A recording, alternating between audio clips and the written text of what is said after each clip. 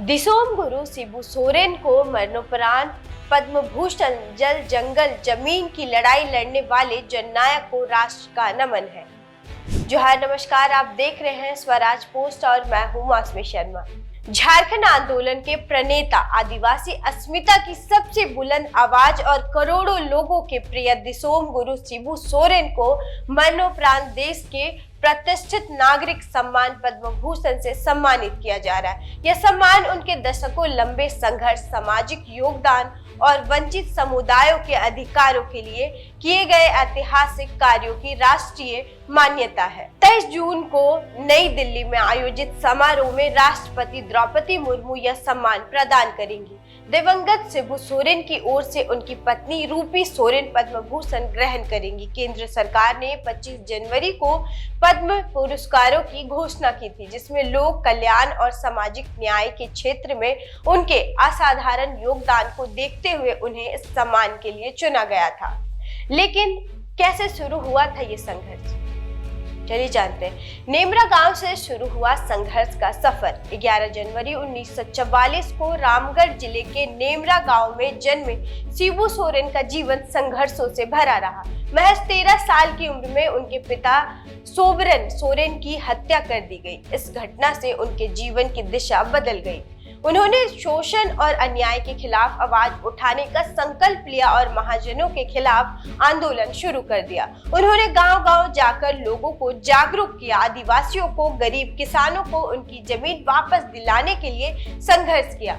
उनके नेतृत्व में कई परिवारों को न्याय मिला।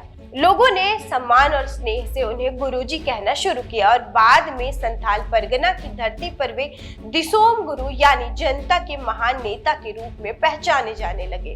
जल जंगल जमीन की लड़ाई के सबसे बड़े योद्धा शिबू सोरेन ने आदिवासियों, किसानों, मजदूरों और वंचित समुदायों के अधिकारों की लड़ाई को जन आंदोलन का रूप दिया। 1970 के दशक में उन्होंने झारखंड मुक्ति मोर्चा की स्थापना की और अलग झारखंड राज्य की मांग को संगठित एवं मजबूत दिशा दी। उनके नेतृत्व में चला आंदोलन गांवों और जंगलों से निकलकर विधानसभा, संसद और राष्ट्रीय राजनीति तक पहुंचा। साल 2000 में जब झारखंड अलग राज्य बना तो उनके पीछे शिबू सोरेन और झामुमो के लंबे संघर्ष को निर्णायक माना गया। उन्होंने केवल राज्य निर्माण की लड़ाई ही नहीं लड़ी, बल्कि राज्य बनने के बाद भी आदिवासी समाज और गरीबों के आवाज को राष्ट्रीय मंच तक पहुंचाने का काम जारी रखा।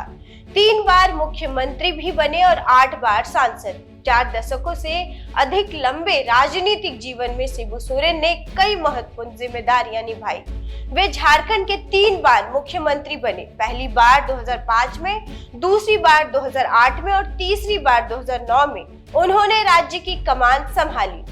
इसके अलावा वे दुमका लोकसभा क्षेत्र के 8 बार सांसद चुने गए और राज्यसभा सदस्य भी रहे। केंद्र सरकार ने उन्हें 3 अलग अलग कार्यकालों में उन्होंने केंद्रीय मंत्री के रूप में भी सेवाएं दी।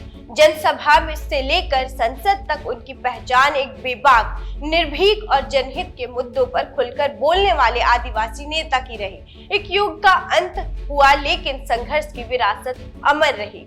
81 वर्ष की उम्र में वर्ष 2025 में शिबू सोरेन का निधन हो गया, लेकिन उनके संघर्ष, विचार और आदिवासी समाज के लिए किए गए कार्य आज भी लाखों लोगों को प्रेरित करते हैं। उनका जीवन इस बात का उदाहरण है कि एक साधारण गांव का व्यक्ति भी अपने संघर्ष और संकल्प के दम पर इतिहास बदल सकता है।